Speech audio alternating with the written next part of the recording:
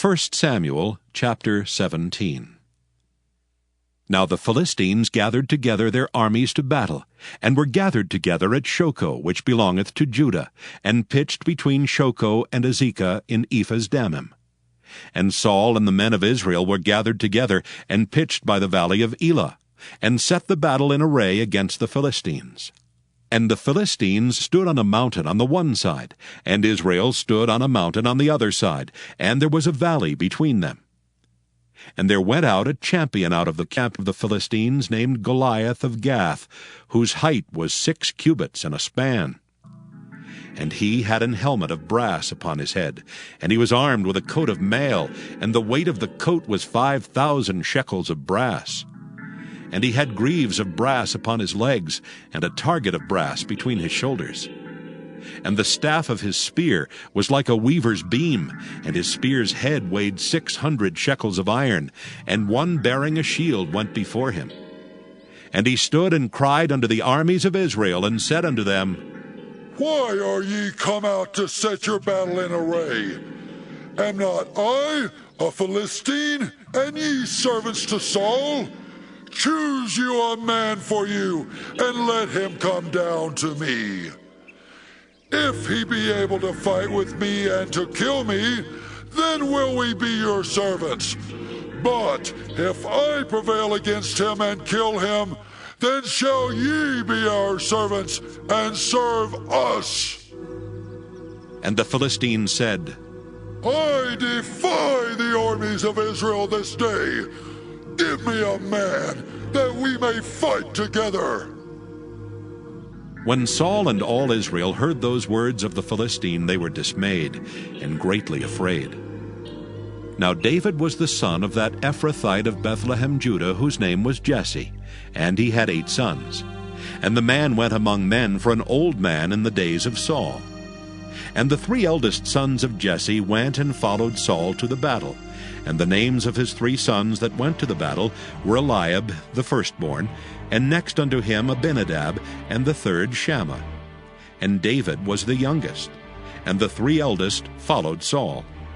But David went and returned from Saul to feed his father's sheep at Bethlehem. And the Philistine drew near morning and evening, and presented himself 40 days. And Jesse said unto David his son, Take now for thy brethren an ephah of this parched corn, and these 10 loaves, and run to the camp to thy brethren. And carry these 10 cheeses unto the captain of their 1,000. And look how thy brethren fare, and take their pledge. Now Saul and they and all the men of Israel were in the valley of Elah, fighting with the Philistines. And David rose up early in the morning, and left the sheep with a keeper, and took and went as Jesse had commanded him. And he came to the trench as the host was going forth to the fight, and shouted for the battle. For Israel and the Philistines had put the battle in array, army against army. And David left his carriage in the hand of the keeper of the carriage, and ran into the army, and came and saluted his brethren. And as he talked with them, behold, there came up the champion, the Philistine of Gath, Goliath by name, out of the armies of the Philistines, and spake according to the same words, and David heard them. And all the men of Israel, when they saw the man, fled from him, and were sore afraid. And the men of Israel said, Have ye seen this man that is come up?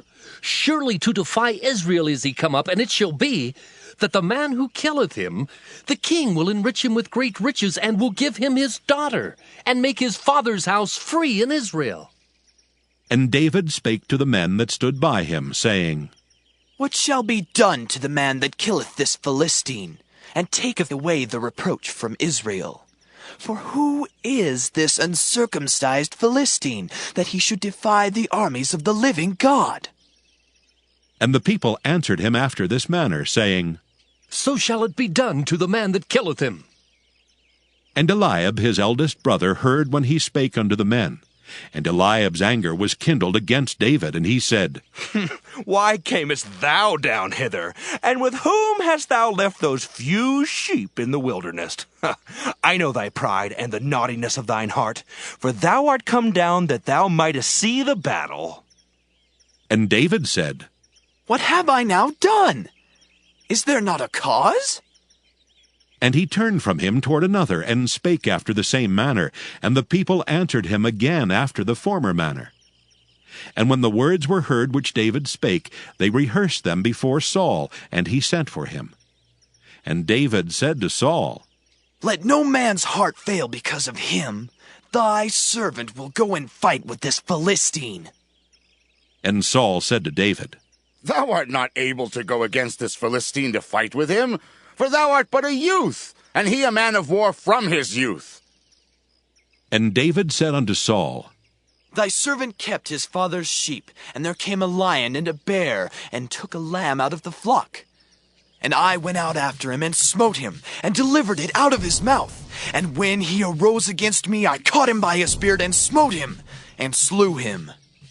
Thy servant slew both the lion and the bear, and this uncircumcised Philistine shall be as one of them, seeing he hath defied the armies of the living God.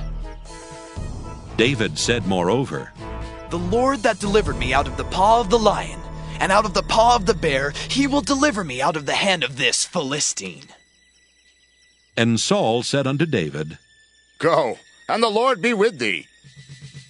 And Saul armed David with his armor, and he put an helmet of brass upon his head. Also he armed him with a coat of mail. And David girded his sword upon his armor, and he essayed to go, for he had not proved it. And David said unto Saul, I cannot go with these, for I have not proved them. And David put them off him. And he took his staff in his hand, and chose him 5 smooth stones out of the brook, and put them in a shepherd's bag which he had, even in a scrip. And his sling was in his hand, and he drew near to the Philistine. And the Philistine came on and drew near unto David, and the man that bare the shield went before him. And when the Philistine looked about and saw David, he disdained him, for he was but a youth, and ruddy, and of a fair countenance.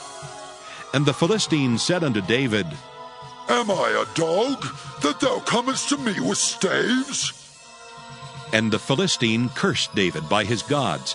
And the Philistine said to David, Come to me, and I will give thy flesh unto the fowls of the air, and to the beasts of the field. Then said David to the Philistine, Thou comest to me with a sword, and with a spear, and with a shield. But I come to thee in the name of the Lord of hosts, the God of the armies of Israel, whom thou hast defied. This day will the Lord deliver thee into mine hand, and I will smite thee, and take thine head from thee. And I will give the carcasses of the host of the Philistines this day unto the fowls of the air, and to the wild beasts of the earth, that all the earth may know that there is a God in Israel. And all this assembly shall know that the Lord saveth not with sword and spear, for the battle is the Lord's, and he will give you into our hands.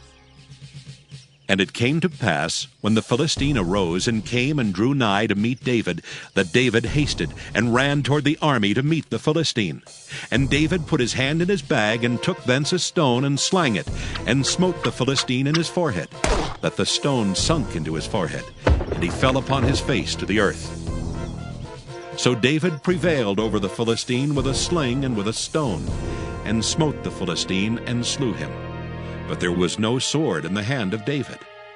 Therefore David ran, and stood upon the Philistine, and took his sword, and drew it out of the sheath thereof, and slew him, and cut off his head therewith. And when the Philistines saw their champion was dead, they fled. And the men of Israel and of Judah arose and shouted, and pursued the Philistines, until thou come to the valley, and to the gates of Ekron. And the wounded of the Philistines fell down by the way to Shaaraim, even unto Gath, and unto Ekron. And the children of Israel returned from chasing after the Philistines, and they spoiled their tents. And David took the head of the Philistine, and brought it to Jerusalem, but he put his armor in his tent. And when Saul saw David go forth against the Philistine, he said unto Abner, the captain of the host, Abner, whose son is this youth? And Abner said, As thy soul liveth, O king, I cannot tell. And the king said, Enquire thou whose son the stripling is.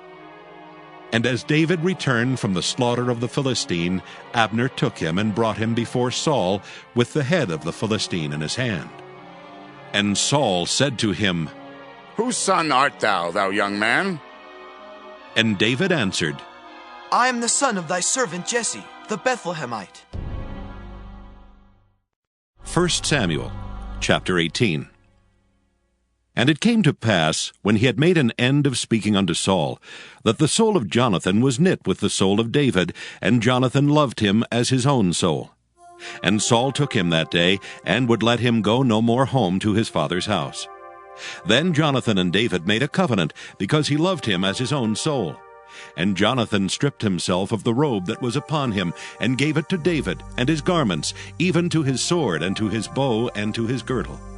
And David went out whithersoever Saul sent him, and behaved himself wisely. And Saul set him over the men of war, and he was accepted in the sight of all the people, and also in the sight of Saul's servants. And it came to pass, as they came when David was returned from the slaughter of the Philistine, that the women came out of all cities of Israel, singing and dancing to meet King Saul, with tabrets, with joy, and with instruments of music. And the women answered one another as they played, and said, Saul has killed his thousands, and David his 10,000s. And Saul was very wroth, and the saying displeased him, and he said, They have ascribed unto David 10,000s, and to me they have ascribed but thousands. And what can he have more but the kingdom? And Saul eyed David from that day and forward. And it came to pass on the morrow that the evil spirit from God came upon Saul, and he prophesied in the midst of the house. And David played with his hand as at other times, and there was a javelin in Saul's hand. And Saul cast the javelin, for he said, I will smite David even to the wall with it. And David avoided out of his presence twice. And Saul was afraid of David, because the Lord was with him, and was departed from Saul. Therefore Saul removed him from him, and made him his captain over 1,000, and he went out and came in before the people. And David behaved himself wisely in all his ways, and the Lord was with him. Wherefore, when Saul saw that he behaved himself very wisely, he was afraid of him. But all Israel and Judah loved David, because he went out and came in before them. And Saul said to David, Behold my elder daughter Merab. Her will I give thee to wife. Only be thou valiant for me, and fight the Lord's battles. For Saul said, Let not mine hand be upon him, but let the hand of the Philistines be upon him. And David said unto Saul, Who am I? And what is my life, or my father's family in Israel, that I should be son-in-law to the king? But it came to pass at the time when Merab, Saul's daughter, should have been given to David, that she was given unto Adriel the Maholathite to wife. And Michal, Saul's daughter, loved David, and they told Saul, and the thing pleased him. And Saul said, I will give him her, that she may be a snare to him, and that the hand of the Philistines may be against him. Wherefore Saul said to David, Thou shalt this day be my son-in-law in the one of the twain. And Saul commanded his servants, saying, Commune with David secretly, and say, Behold, the king hath delight in thee, and all his servants love thee. Now therefore be the king's son-in-law.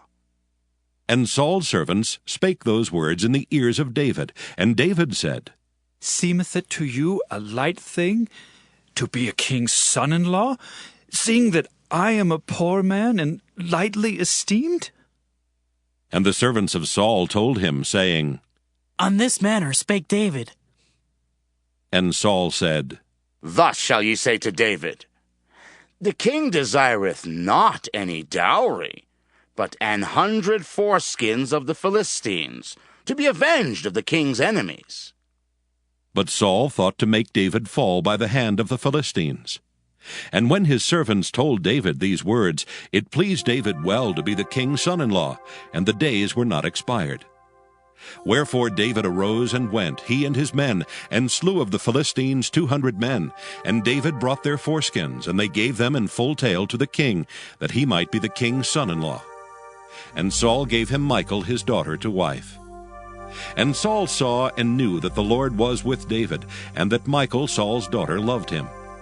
And Saul was yet the more afraid of David, and Saul became David's enemy continually.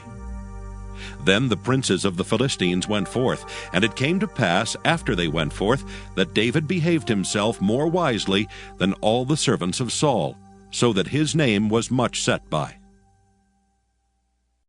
1 Samuel chapter 19. And Saul spake to Jonathan his son, and to all his servants, that they should kill David. But Jonathan, Saul's son, delighted much in David. And Jonathan told David, saying, Saul my father seeketh to kill thee. Now therefore I pray thee, take heed to thyself until the morning, and abide in a secret place, and hide thyself. And I will go out and stand beside my father in the field where thou art, and I will commune with my father of thee, and what I see, that I will tell thee. And Jonathan spake good of David unto Saul his father, and said unto him, Let not the king sin against his servant, against David, because he hath not sinned against thee, and because his works have been to thee-ward very good. For he did put his life in his hand, and slew the Philistine, and the Lord wrought a great salvation for all Israel. Thou sawest it, and didst rejoice. Wherefore then wilt thou sin against innocent blood, to slay David without a cause? And Saul hearkened unto the voice of Jonathan, and Saul sware, As the Lord liveth, he shall not be slain. And Jonathan called David, and Jonathan showed him all those things. And Jonathan brought David to Saul, and he was in his presence as in times past. And there was war again, and David went out and fought with the Philistines, and slew them with a great slaughter, and they fled from him. And the evil spirit from the Lord was upon Saul, as he sat in his house with his javelin in his hand, and David played with his hand. And Saul sought to smite David even to the wall with the javelin. But he slipped away out of Saul's presence, and he smote the javelin into the wall, and David fled and escaped that night. Saul also sent messengers unto David's house to watch him, and to slay him in the morning. And Michal, David's wife, told him, saying, If thou save not thy life tonight, tomorrow thou shalt be slain. So Michal let David down through a window, and he went and fled and escaped. And Michal took an image and laid it in the bed, and put a pillow of goat's hair for his bolster, and covered it with a cloth. And when Saul sent messengers to take David, she said, He is sick. And Saul sent the messengers again to see David, saying, Bring him up to me in the bed, that I may slay him. And when the messengers were come in, behold, there was an image in the bed with a pillow of goat's hair for his bolster. And Saul said unto Michal, Why hast thou deceived me so, and sent away mine enemy, that he is escaped?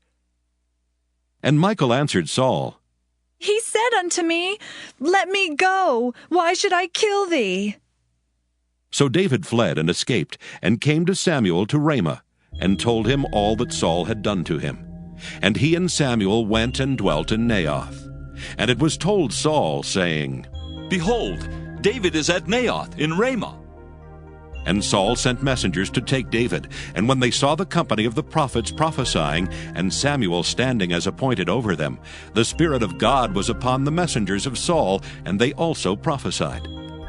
And when it was told Saul, he sent other messengers, and they prophesied likewise. And Saul sent messengers again the third time, and they prophesied also. Then went he also to Ramah, and came to a great well that is in Secu.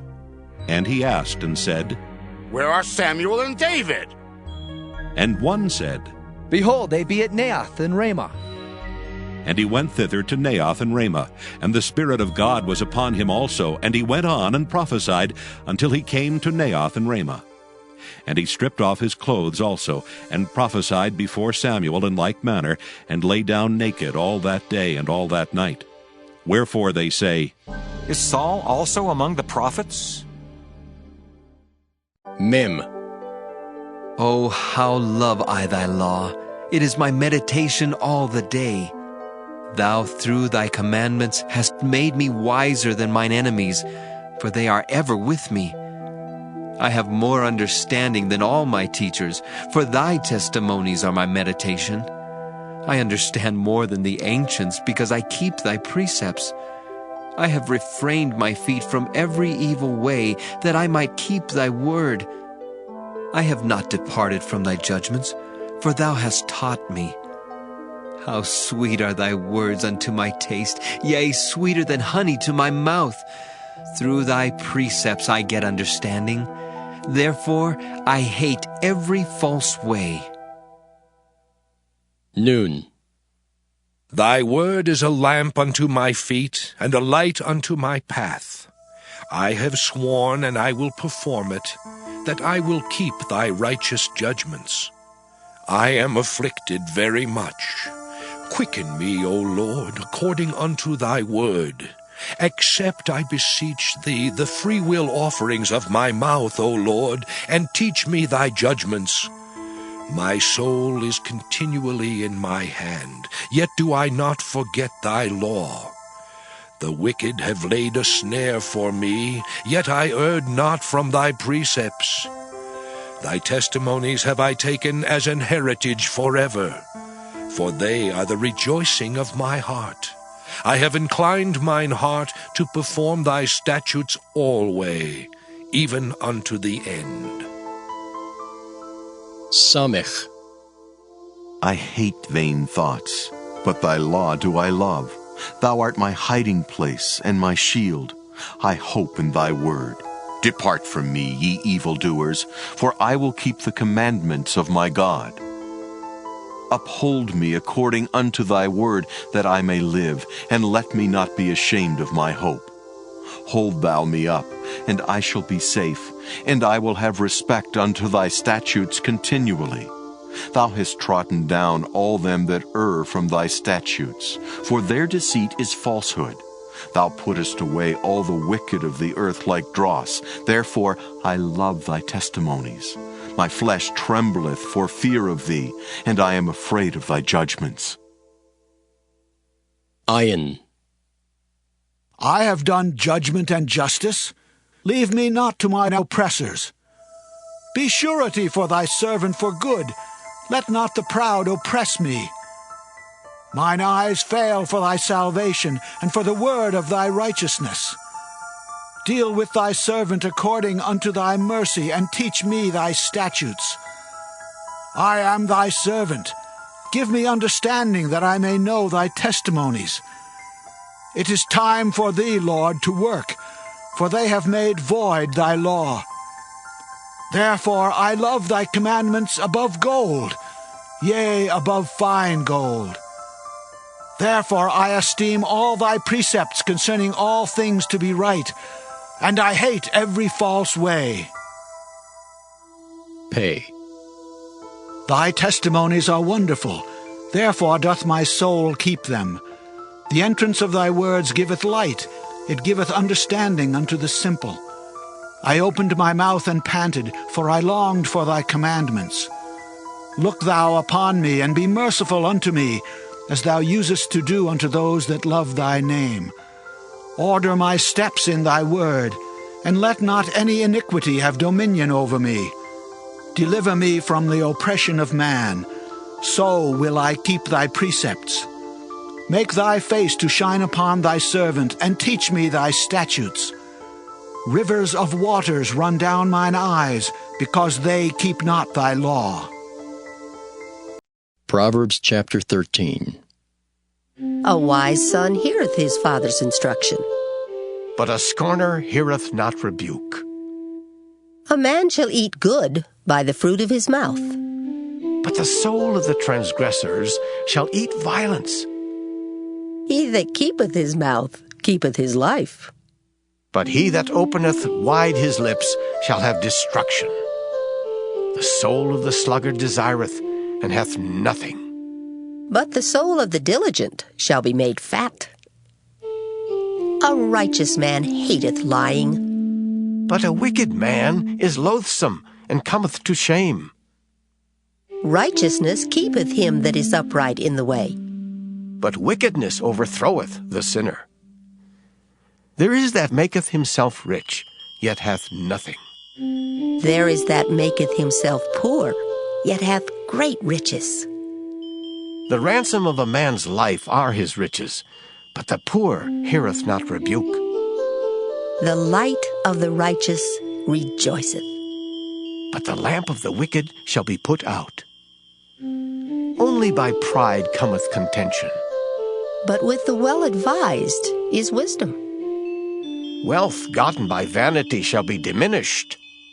But he that gathereth by labor shall increase. Hope deferred maketh the heart sick. But when the desire cometh, it is a tree of life. Whoso despiseth the word shall be destroyed. But he that feareth the commandment shall be rewarded. The law of the wise is a fountain of life, to depart from the snares of death. Good understanding giveth favor. But the way of transgressors is hard. Every prudent man dealeth with knowledge. But a fool layeth open his folly. A wicked messenger falleth into mischief. But a faithful ambassador is health. Poverty and shame shall be to him that refuseth instruction. But he that regardeth reproof shall be honored. The desire accomplished is sweet to the soul. But it is abomination to fools to depart from evil. He that walketh with wise men shall be wise. But a companion of fools shall be destroyed. Evil pursueth sinners. But to the righteous good shall be repaid. A good man leaveth an inheritance to his children's children, and the wealth of the sinner is laid up for the just. Much food is in the tillage of the poor, but there is that is destroyed for want of judgment. He that spareth his rod hateth his son. But he that loveth him chasteneth him betimes. The righteous eateth to the satisfying of his soul. But the belly of the wicked shall want. John 18. When Jesus had spoken these words, he went out with his disciples over the brook Kidron, where there was a garden, which he and his disciples entered. And Judas, who betrayed him, also knew the place, for Jesus often met there with his disciples.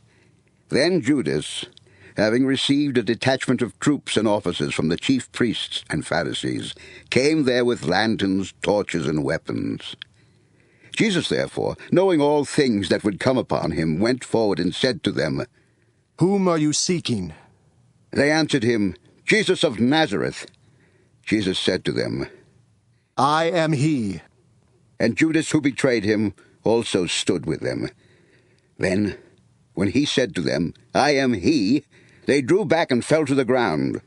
Then he asked them again, "Whom are you seeking?" And they said, "Jesus of Nazareth." Jesus answered, "I have told you that I am he. Therefore, if you seek me, let these go their way." That the saying might be fulfilled which he spoke, "Of those whom you gave me I have lost none." Then Simon Peter, having a sword, drew it and struck the high priest's servant and cut off his right ear. The servant's name was Malchus. Then Jesus said to Peter, "Put your sword into the sheath. Shall I not drink the cup which my Father has given me?" Then the detachment of troops and the captain and the officers of the Jews arrested Jesus and bound him. And they led him away to Annas first, for he was the father-in-law of Caiaphas, who was high priest that year. Now it was Caiaphas who gave counsel to the Jews that it was expedient that one man should die for the people. And Simon Peter followed Jesus, and so did another disciple. Now that disciple was known to the high priest, and went with Jesus into the courtyard of the high priest. But Peter stood at the door outside. Then the other disciple, who was known to the high priest, went out and spoke to her who kept the door, and brought Peter in. Then the servant girl who kept the door said to Peter, "You are not also one of this man's disciples, are you?" He said, I am not. And the servants and officers who had made a fire of coals stood there, for it was cold, and they warmed themselves. And Peter stood with them and warmed himself. The high priest then asked Jesus about his disciples and his doctrine. Jesus answered him, I spoke openly to the world. I always taught in synagogues and in the temple, where the Jews always meet, and in secret I have said nothing. Why do you ask me? Ask those who have heard me what I said to them. Indeed, they know what I said. And when he had said these things, one of the officers who stood by struck Jesus with the palm of his hand, saying, Do you answer the high priest like that? Jesus answered him, If I have spoken evil, bear witness of the evil. But if well, why do you strike me? Then Annas sent him bound to Caiaphas the high priest. Now Simon Peter stood and warmed himself. Therefore they said to him, You are not also one of his disciples, are you? He denied it and said, I am not. One of the servants of the high priest, a relative of him whose ear Peter cut off, said, Did I not see you in the garden with him? Peter then denied again, and immediately a rooster crowed. Then they led Jesus from Caiaphas to the praetorium, and it was early morning. But they themselves did not go into the praetorium, lest they should be defiled, but that they might eat the Passover. Pilate then went out to them and said, What accusation do you bring against this man? They answered and said to him, If he were not an evildoer, we would not have delivered him up to you. Then Pilate said to them, You take him and judge him according to your law. Therefore the Jews said to him, It is not lawful for us to put anyone to death. That the saying of Jesus might be fulfilled which he spoke, signifying by what death he would die. Then Pilate entered the praetorium again, called Jesus, and said to him, Are you the king of the Jews? Jesus answered him, Are you speaking for yourself on this, or did others tell you this about me? Pilate answered, Am I a Jew? Your own nation and the chief priests have delivered you to me. What have you done? Jesus answered, My kingdom is not of this world. If my kingdom were of this world, my servants would fight, so that I should not be delivered to the Jews. But now my kingdom is not from here. Pilate therefore said to him, Are you a king then? Jesus answered, You say rightly that I am a king.